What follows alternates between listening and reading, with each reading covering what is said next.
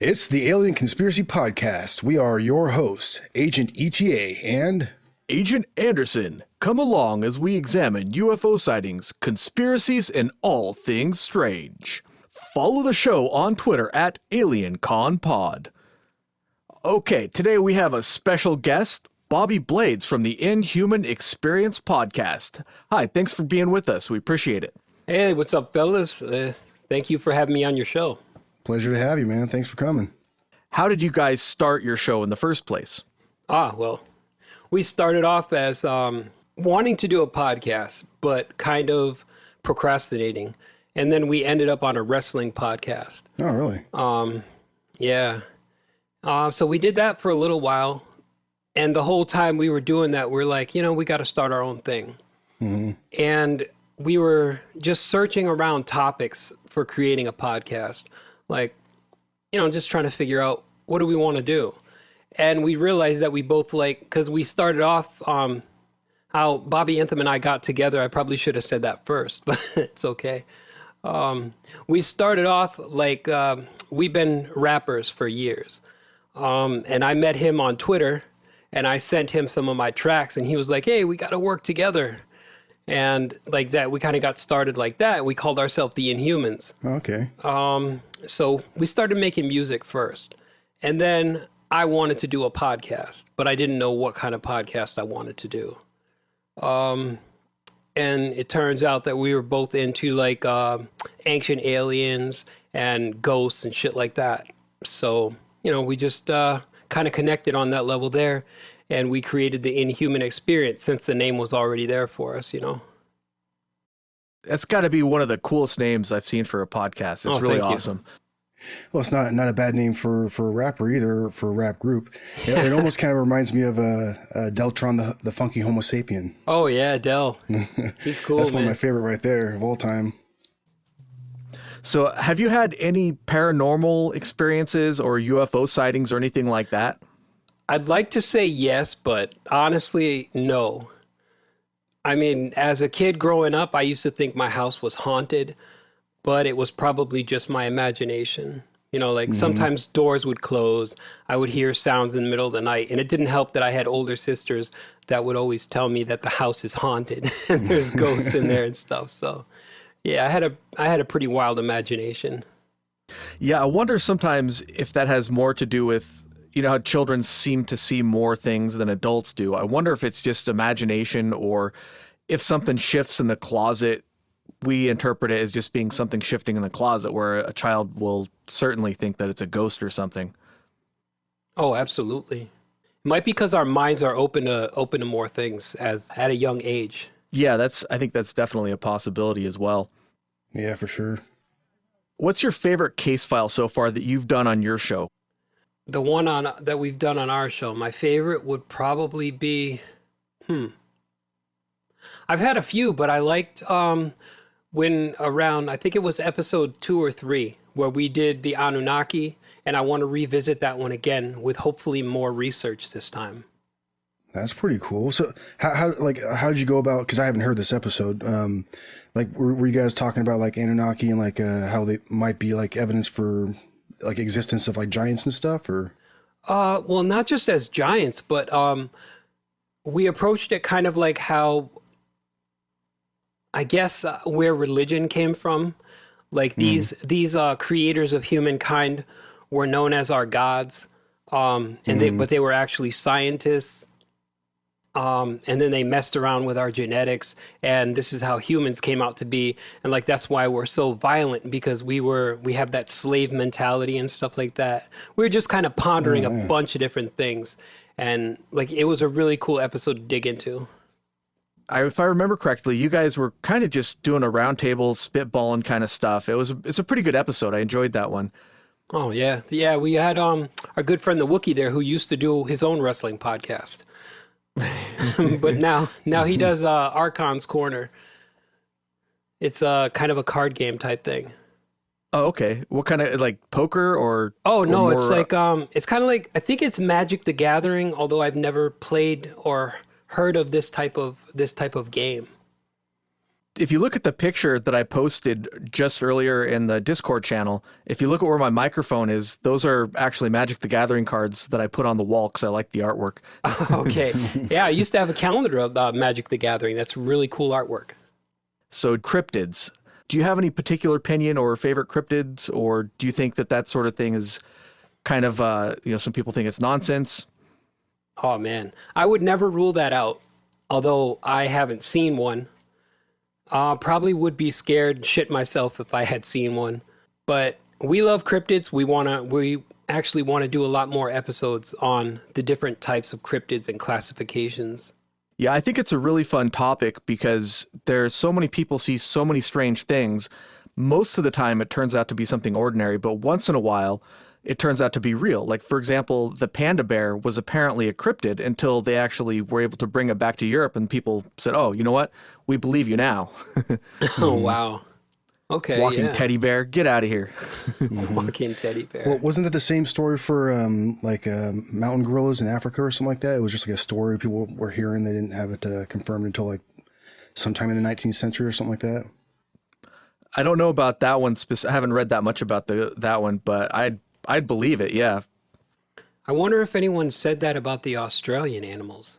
Australian animals, you said? Yeah, like the duck-billed platypus. Before they even knew what it was, they had some strange-looking animals there. Yeah. Oh yeah, because I mean, if you were to have like never known about that animal and somebody described it to you, you'd be like, okay, yeah, cool story, dude.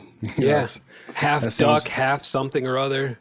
Mm-hmm. I don't want to monopolize the guest here. Do you have any questions, Agent ETA, that you'd like to pop in before I continue down the line with my next one?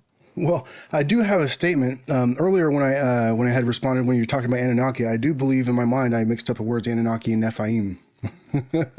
That's why I asked about the giants. Like right after I said it, I was like, oh, wait a minute. No, yeah, Anunnaki. and we actually got into a little bit of the Nephilim before during that Anunnaki episode where we were talking about how like not they didn't create the giants, they were the giants, or that's kind of our way of thinking because they were supposedly way taller than humans. Like, well, and it appears to be that way also in some like the megalithic structures that we find around the world too. The size and scale of some of those things is just like you'd have to think that people, if they were to fit properly within these structures, I mean, they might be pretty big people. And also like some of the statues, I've seen some studies on like proportions, like on statues, and also in hieroglyphics as well. Yeah, even in those drawings, they have really tall, skinny looking people. Mm-hmm. Yeah. Heck yeah. And have you ever heard any of the about like the stone structures in like southern Africa that seem to mirror like they're around a lot of the areas where they find like ancient mine shafts and stuff supposedly, and you know how like the stories about the Anunnaki were mining for gold and stuff around those areas. Mm-hmm. I've heard some people talk about how some of these structures are set up in a way, I guess, they have certain like resonance frequencies or what have you that are, I guess, unique to any other structure that they find, I guess. You've heard about those? No, I've never heard about that. Dang, I wish I had the guy's name in front of me. There's one guy that I've heard give lectures on it, and it's a pretty interesting thing because a lot of these structures, it's rarely that I ever hear anybody even talk about them. As far as like, finding megalithic structures in southern Africa, there's not a whole lot that you hear about in that area, But some of these structures are pretty interesting just because a lot of them are, geometric shapes and they seem to be connected. A large area of them are connected, but they don't correlate with any of the, the civilizations that we've known about in southern Africa. Yeah. And that's very interesting too, because like I'm thinking back, like what we learned in history class back in the day, that before the continent split, that everything was like a part of Africa.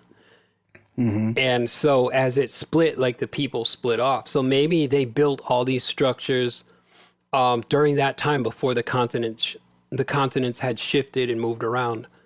Mm-hmm. And then they just ended up in these different places, but they were already there to begin with. Yeah. To me personally, like one of the areas that I find by far the most interesting is like the possibility of human history, like how deep it may really go is it could be staggering. I mean, because the regular accepted, idea in mainstream academia is we've only been around for as far as advanced culture for 7, 8, 9,000 years, something like that, right? But I mean, I think it's completely possible that I would agree with someone like Graham Hancock when he says that we're a civilization with amnesia or a species with amnesia. Yeah. I think it's totally possible that we've gone through different incarnations and had to start over again because of a great catastrophe, perhaps. I think so. Yeah. I would, but I don't really believe that we were around for only that, like, just a few thousand years. I think it was probably longer than that. And humanity goes in cycles. Like we evolve to a certain point and then we screw the pooch somehow and then kind of restarts itself. Oh, sure. Yeah. I hope we're not at the end of a cycle right now, but it seems like there might be some signs of things The end is nigh. going awry. I read before that a lot of scientists think that genetically we've been the same for about 200,000 years, maybe even longer. So if you think about that, according to our accepted narrative, civilization doesn't go back further than 10,000 years at the very longest. And if we were genetically the same, what were we doing for that other 190,000 years? Just kind of banging rocks together, So I think our current understanding does seem to fit in with that we've had the reset button hit a couple times. I'm not aware of like hard proof, but it certainly seems plausible. Well, you know what we were doing, right? We were killing off all the megafauna in North America is what we were doing, the hunter-gatherers, of course. Because that's how hunter-gatherers typically act, right? Yeah. Well, everybody's got to have a hobby. I don't think there were that many people around back then, though. I agree. Yeah. I totally agree. Well, and also like in North America for the longest time it was the Clovis Indian doctrine, right? Where, the Clovis Indians came across I'm not sure if it was that group was called the Clovis that came across the Bering Strait, the land bridge or ice bridge during the last ice age, the Younger Dryas era, and then came down into North America. Yeah, I think it was the Clovis people. Yeah, but there was a construction project. I think they were building like either an off ramp or some kind of anyways, they were building like some off ramp or something like that in San Diego, and they had found some mammoth bones, and they had to stop the project. I forget what the name of the find was. I remember reading an article where they gave like a cool little name. But anyways, they had found that these mammoth bones had been, they had telltale, signs of being worked on by humans, being cracked open for like the marrow and having, processing signs, I guess you could say, But they're at a layer that predated any other accepted, timeline. It was somewhere around like 100,000 years or something like that is where how old these bones were. So did they find like a mass grave of mammoth bones? I don't think it was a mass grave of mammoth bones. It was a mammoth skeleton that had been worked on, had been processed by people, like hunter-gatherers. Okay. But yeah, it's one of those things where for the longest time it wasn't even accepted, that was a possibility, and then they find this thing that just completely blows the timeline out of the water, Yeah. Like Göbekli Tepe. I always have a hard time pronouncing that. I just finished up that episode, you guys. Oh yeah, that was a fun one to research because I didn't know that much about it before I started reading about it. It's a really, really interesting site. Yeah, man. I mean, the possibilities. Because they said that site was filled in at the end of the Younger Dryas era. So that wasn't when it was built. That was just when it was filled in all at one time, man. Geez, that site is so damn ancient. It's advanced too. Yeah. Now, do you guys think the Vikings had access to portals and were the first ones to actually visit the American continent? I don't know about portals. I thought, didn't they get here on boats? Weren't there like fossils or not fossils, but remains that they dug up that were like Viking encampments? Yeah, but I was reading something, and I can't remember where. This was many years ago, and they said that for them to come by boat, it would have taken them so long that a lot would have died, and only maybe 10 or 15 would have made it. And so, like, for that many to have gone and conquered this many places, and like to have met all these different types of people, they had to have access to a certain type of technology. And I mean, I don't know how much of that I believe, but it's always cool to just like think about that. Well, maybe they had an anti-cathedral mechanism. I would definitely like to. I haven't heard that one before, but it sounds interesting. I think it's totally possible. I don't know anything about it. I haven't seen that one at all before. Yeah, if you read a lot of their lore, like if you go into like the Elder Edda and the Poetic Edda, you will find like a lot of stuff that it seems like magic, but it might actually have been technology that they had learned somehow. Mm-hmm. Maybe they were the advanced race before, like it got reset or something. Huh. I think it's totally possible. Well, I mean, you have so many different, like that, like the reset, like the for example, like the flood myth or story, whatever you want to call it. Mm-hmm. I mean, there's so many different similar stories you find throughout cultures around the whole world. The Epic of Gilgamesh has a flood story in it.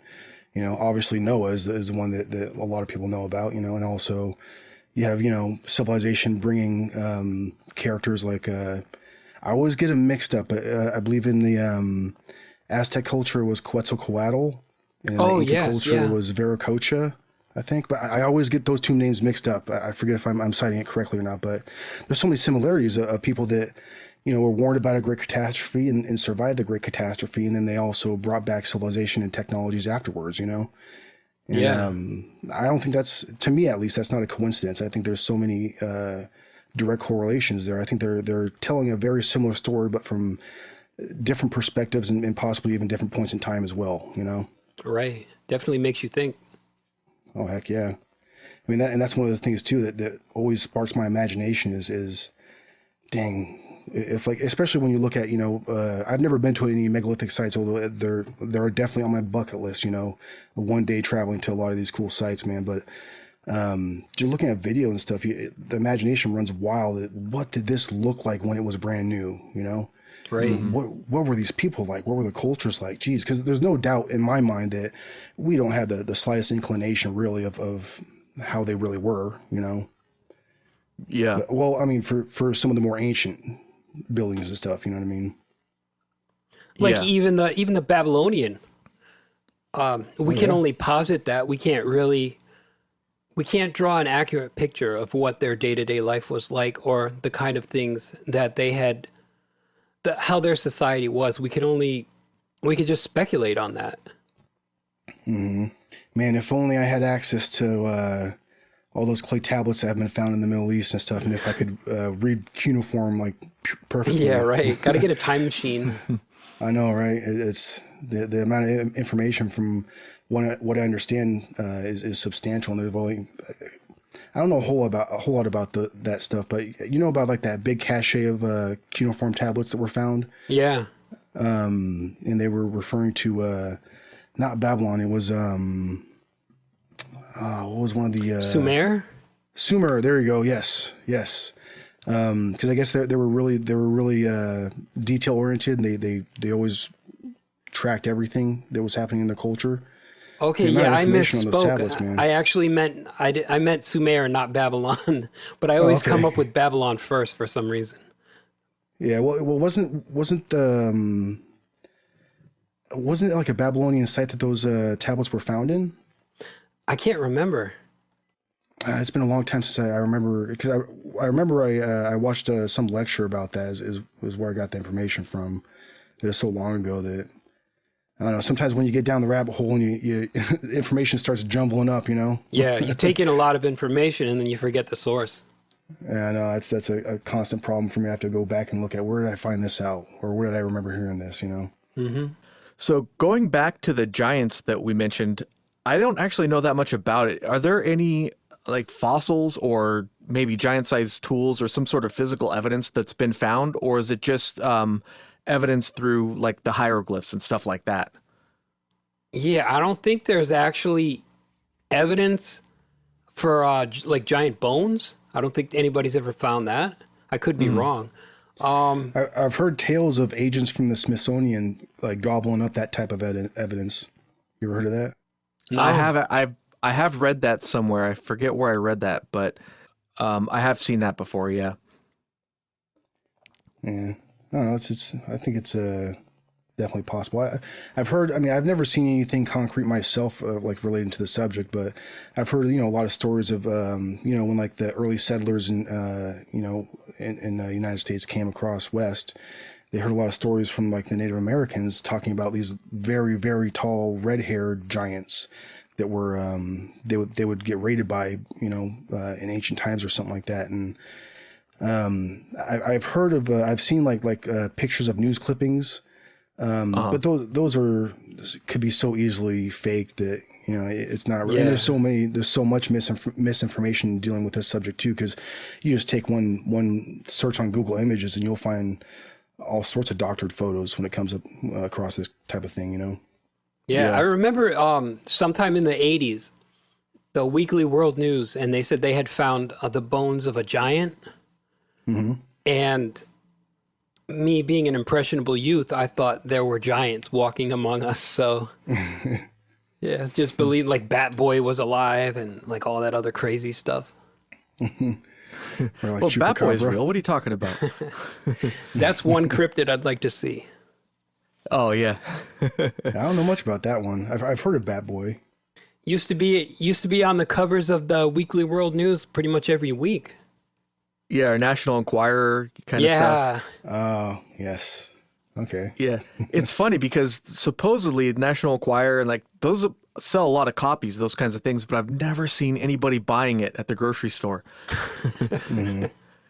I remember as a child, just like as a little side note, being like always kind of in amazement that they even sold those things. Like I remember like questioning like that, having that question in my mind when I was a kid, who the holy hell buys this crap?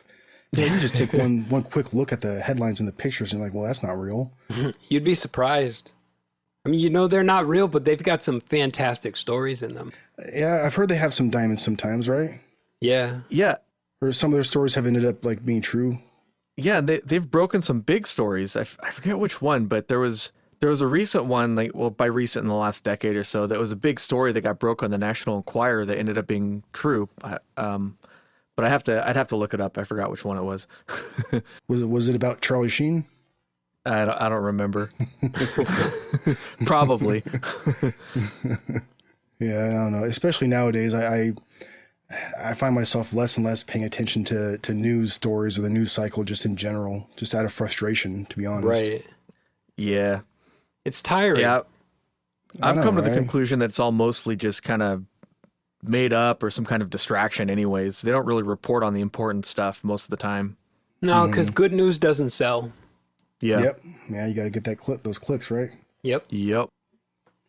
Yeah, I agree. Because I don't. You hear some people saying, "Oh, it's the left. Oh, it's the right." It's somebody's fault, right? No, I think I totally agree with that's the reason why things are kind of so jacked up right now is because of that clickbait culture. That you're trying just to get the views, and that's the only thing that really matters, right? Yeah. And the media keep the people at each other's throats, and so they don't see what's really going on, and they really don't. They really can't complain too much about stuff until it's too late. Yeah. I absolutely. I agree wholly in that theory, and I actually think it kind of is a nice little segue into one of our last episodes that we just recorded, which was in relation to the Federal Reserve and like centralized banking. Because that one of the reasons why I believe why the Federal Reserve, for instance, was able to be put through as easily as it was, not that it was easy, I'm sure, but is because a lot of these powerhouses in industry, especially the people who are board members and world bankers, they already owned a lot of the media outlets and a lot of the newspapers and stuff, so they had a control of the information. Or at least a control of a large part of the flow.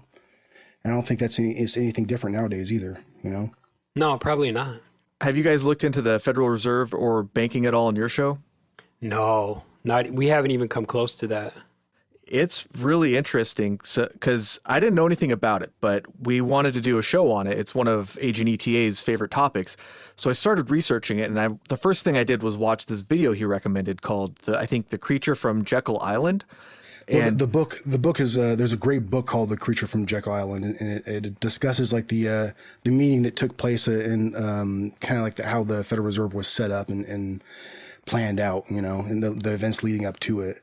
But the documentary he's mentioning is called it's the Money Masters, or I think it's The Secret of the Money Masters, something like that. Is that what it is? Okay. Yeah. But yeah, he says all this really wild stuff, and I'm watching it, I'm thinking it's all complete nonsense. But the more I checked, I couldn't debunk any of the stuff I checked. It all turned out to be true. So it was that's a real wild one. I'm still editing that one right now, but it should be out shortly, maybe next week. Oh, I thought it was already out. I was going to go check it out tonight. No, I just put out the Illinois Triangles ones, but I'm still editing the Federal Reserve one. Oh, okay. Yeah, that definitely seems like something I'd check out. Really interesting. Yeah, it's kind of one of those topics. Like the more you get into it, I know that for some people it can be kind of dry material. For me personally, I've always been kind of interested in history. I've always been more likely to watch a history documentary than like a action movie or something. Both are great. Both are enjoyable, but I don't know. I've always wanted to know why, Yeah. But just in general, I guess you'd say. But it's one of those topics. The more and more you get into it, the more like you're just like, you got to be kidding me, right? It's like the reaction you get from a lot of the stuff that you find out, man. Like, I have a theory that the majority of all the assassinations, if not all of them in this country, are were either directly put into place by world bankers or the bankers that were in the Federal Reserve or the centralized banks that we've had throughout our history.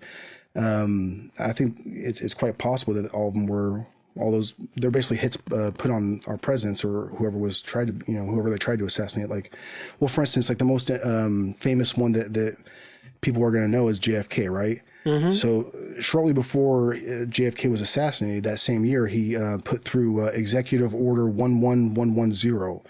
And what that did was it gave the Secretary of the Treasury power to start printing silver coins that weren't borrowed at interest. You know what I mean? So it was one of the first steps I think that he thought that they could take and start the process towards getting rid of a centralized bank, because I mean, for listeners that may not know and haven't listened to the episode, a centralized bank, like when we have the Federal Reserve here in this country, they loan our government money at interest.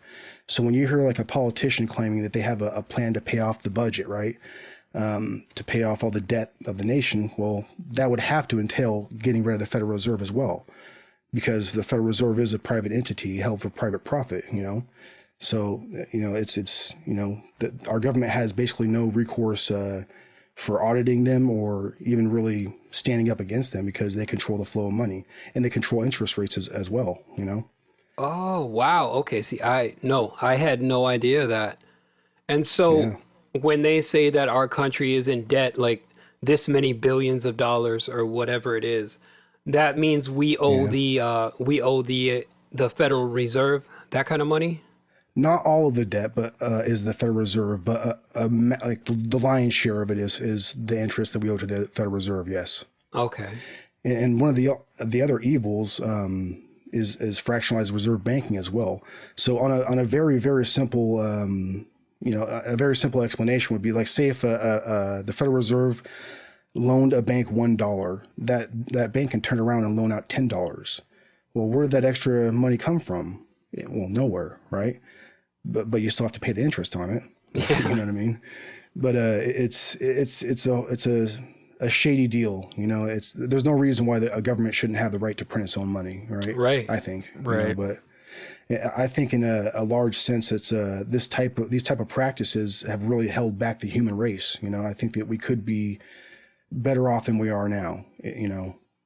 Oh yeah, I wouldn't scoff at that. I mean, there's something to be said about the barter system. Like people are so infatuated with money and the cost of living and all of this other stuff that's going on. It's basically got them hypnotized as to what's important in life. And it's not money that's important. There's lots of other things that are important. Well, I've also heard it described as a fear-greed dichotomy. Like you're so worried about getting what you can while you can. That's like, it's the rat race that, you hear people mention sometimes. You're only really worried about accumulating goods and, Yes. whatever else that, is related to that. So we don't think very much about spiritual things or give it, at least not in the Western world, we don't give it a whole lot of consideration, I think. And I think there's a whole nother side to like that type of intelligence. You know what I mean? Yeah. Have you ever looked into any like shamanism or like those type of spiritual journeys that there's a lot of people talking about that stuff more and more nowadays. Oh yeah, I find that like every time I go on YouTube, it's always in my feed. And I do like to listen to a lot of the spiritualist people. I don't necessarily agree with 100% of things that they talk about, but a lot of what they say, if you're dissatisfied with the way your life is, or you're dissatisfied with the way you're seeing the world, it's like you're waking up to what's really going on. And I can kind of resonate with that because it's, I see a lot of things that don't really sit right with me. And it's like what you were talking about, how people have got the wrong way of looking at things. Like Try to get as much as you can before you die. Well, what about making your quality of life better? What about making somebody else's quality of life better? Yeah. How about worrying about the journey instead of the destination, right? Yeah. Yeah. One of the things I'm actually really interested in trying out one day, it's another one of those bucket list things, is I would really love to go down to like Peru or Brazil, somewhere where I'm actually like working with a legit shaman, and I would like to do a series of ayahuasca journeys. Oh wow! So I've heard, I know, right? It's one of those things that kind of sounds far out, but the more and more I hear testimonies from people who have actually done it, and people that I respect, like Graham Hancock, he has a couple books on the matter, and it seems like it could be wild, and it might be on the edge of something I might be able to handle, but the type of perspective that I hear people talk about afterwards it sounds like that's probably the only way to gain that type of improvement in your life, because a lot of people, it seems like the ayahuasca journey forces you to kind of turn around and look at yourself, and realize what you're doing wrong in your life to yourself and those around you too. And that's a difficult type of perspective to gain, I think, and very beneficial as well, I think, if you can.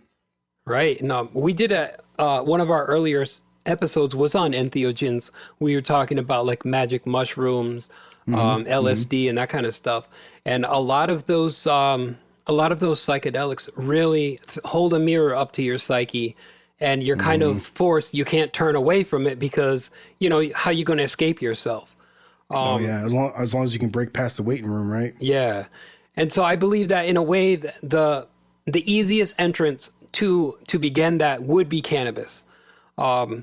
Because, that's how people kind of begin their journey with that. And then if they want to take it farther, they do like the DMT, they do the mushrooms, it's, so it's really interesting. Yeah. I know Bobby Anthem, he goes on and on about DMT. So it would be great to have him talk with you guys about that. Yeah, DMT it's not something I've ever experienced. That sounds wild though. I've heard some people talk about that, and that sounds like quite the experience. Oh yeah. I don't know.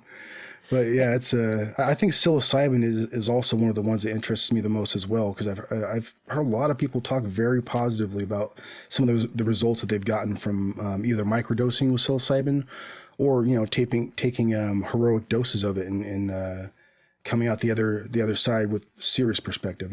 Oh wow. Okay. Yeah, they're actually making some real headway with pharmaceutical type advancements. It used to be, well, if it was some sort of recreational thing, it was completely off the table, Schedule 1, that kind of thing. But they did a study with terminal cancer patients suffering from severe depression, and the ones that took a recreational dose of psilocybin mushrooms had an 80%, it was 80% effective at reducing their depressive symptoms, versus the first line pharmaceutical, which is like your Prozacs and that kind of stuff, is only 30% effective. And how many side effects did the psilocybin have? pretty much none that I'm aware of. Right? It didn't make you want to kill yourself, whereas opposed to Prozac, a lot of people have suicidal thoughts and behaviors after taking it. And so it was like, damn, this was about 10 years ago when I had read a lot of the stuff that had come out on Prozac, and the FDA had kind of just pushed it through the door anyway. But it's not really good for your body. It does so much damage.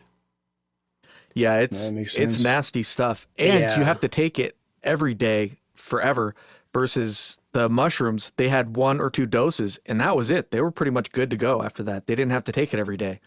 Yeah. But medicine is not based on healing anymore. It's all about making money and keeping people sick so they Absolutely. can continue to bring the money in. Right. Don't cure them, keep them in treatment, right? Yeah. Yeah. And I think there's actually a whole conspiracy that ties into the pharmaceuticals. Wasn't it, I want to say Rockefeller or somebody who actually funded all the medical schools and made it into a system that prescribes medication to treat symptoms instead of actually curing the disease. Really? Were you guys talking about that before? I know I heard that on a podcast before. I think that was on Alien Theorists. I think they did an episode on that. Oh, okay. I knew I heard it somewhere because that sounded really familiar. Yeah, I don't know a whole lot about that stuff, but it makes total sense for sure. Yeah, keep them hooked, keep them complacent, you know? Yeah, and don't ever cure anything because then they're not going to come back. Yeah, it's like that Dead Kennedy song, Trust Your Mechanic. Hey, mechanics aren't that bad, though. Yeah, Mechanics but are this good is people. kind of like, you know, I actually used lyrics to be a go, mechanic. TV invents a disease you think you have, so you buy our products and soon you depend on them. Yeah. You know, that's kind of the American way now.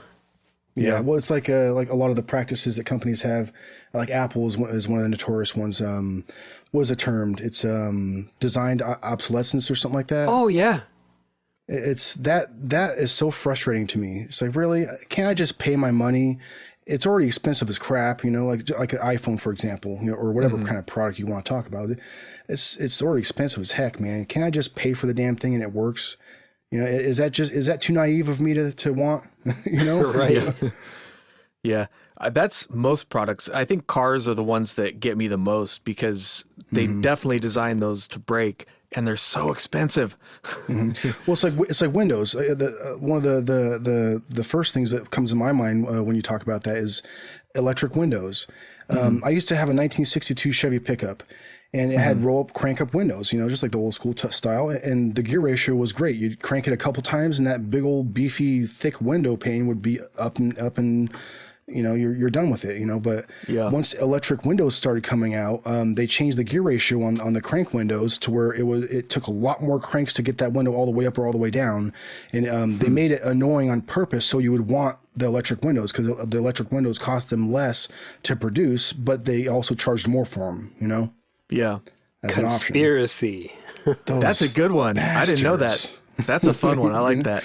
You know, it's like, damn it, can't they just put a proper gear ratio on the thing? Like I said, my 1962 Chevy pickup, like a couple cranks, 2.5 maybe at the most, and that window was all the way up or all the way down. You know, as easy as crap. Yeah. But yeah, Yeah, and where I thought you were going with the phone thing was what Apple does, and the phone carriers are now doing is you've got to upgrade your phone pretty much every year because they won't replace the parts on these phones. They want you to get the newest item that comes out. And they throttle the software too. The older your phone gets, when they update the software, part of that update is to actually slow your phone down on purpose. That way you want to buy a make new you one. trade it in. Yeah. Yeah, they've And actually been also- caught doing this. well, and also the longer and longer you have your phone, the more updates you have, the more space all that's going to take up as well. So Yeah. you're going to have to end up deleting crap from your phone, or your phone's just going to delete it for you, because obviously the updates are more important than what you already got going on your phone. You know. Yeah. You know what I find sad is that they're not being held accountable for any of this. Yeah. Yeah, and if they are, they get a minor fine or a minor penalty that's insignificant. It's basically just telling them to keep on doing it. Yeah. Before we wrap it up, I'd like to ask you one more topic. Do you have an opinion on UFOs or aliens?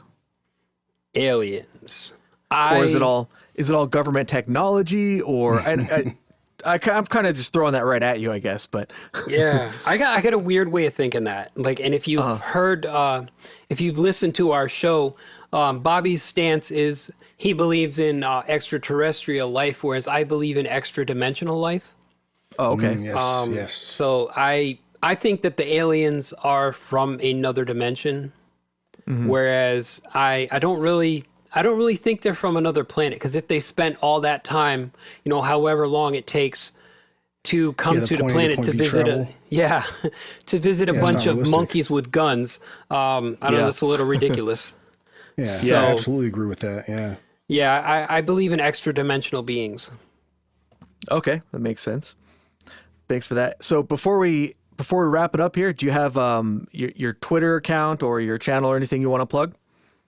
Yeah, we're the Inhuman Experience podcast. We can be found pretty much anywhere you get your podcasts, like iTunes, Stitcher, recently Spotify, and our Twitter is IEXP_podcast. And if anybody wants to send us an email, has a question, inhumanexperiencepodcast19@gmail.com. Okay, thank you so much for being with us today. Really enjoyed our conversation. Thank you for having me on. It was a pleasure.